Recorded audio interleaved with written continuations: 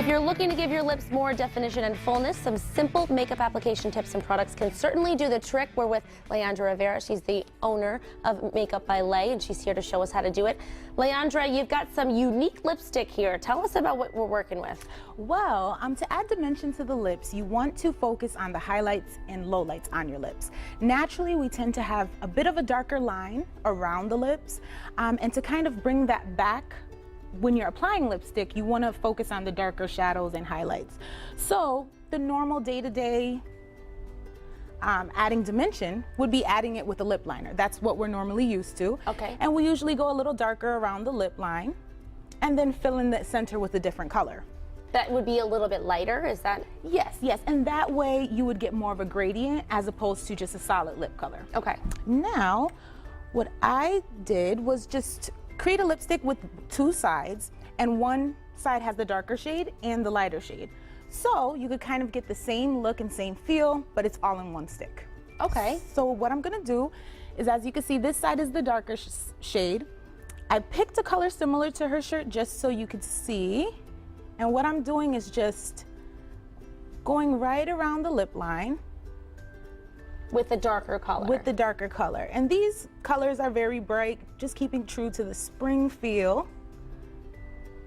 Now, of course, the two colors in the lipstick are complementary of each other. Yes. So that you know it's going to work. The two colors will work together. Sometimes it's hard to find a lip liner that works with the lipstick that you're using, and so you're not sure if they're going to work well together. Definitely. And the biggest part of it too is also blending. You don't want to have a drastic change or a drastic line on your lip. So you want to blend as much as you can just so it turns into a gradient as opposed to a very distinct line. Okay.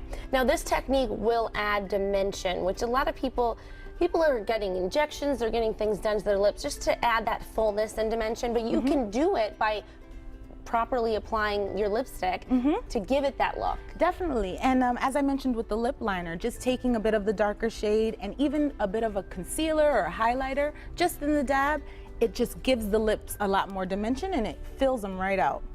Now, I'm just gonna go in with that lighter pink. So it's an orange on the outside and then a lighter pink on the inside. Yep, it's like a orange red. A little hint of red is in there. And now, as you can see, the top of the lip, there's a very drastic change. But then once you add that pink, and then if you could just blend for me, just dab. Once you blend it together, the lines aren't as defined. And then you get more of a gradient. Wow. It's so subtle, but you really can see how it's the two different shades. And I mean, it helps that she's got such beautiful full lips. Definitely, I mean, yeah. Makes it easy, right? But if I were to try that, I'd do the darker color on the outside, the lighter color on the inside. And if you have very, very fine lips, if you wanted to go a little out of the lines, that's okay, as long as you fill in afterwards and blend it all together so it doesn't stand out too much. Now, would you recommend putting a gloss on top of this for a full lip, or? Well, these in particular are a butter base, so they do have moisture to it, but you could definitely add a gloss if you like that high shine look, and you could just make it your own. You could darken it up. I've seen some girls that'll wear all of one side and then switch it back and forth from either side. Well, I gotta try that, Leandra. I gotta add some dimension to my lips. Thank you so much. Thank you for having me. showing this, Christine. You look beautiful.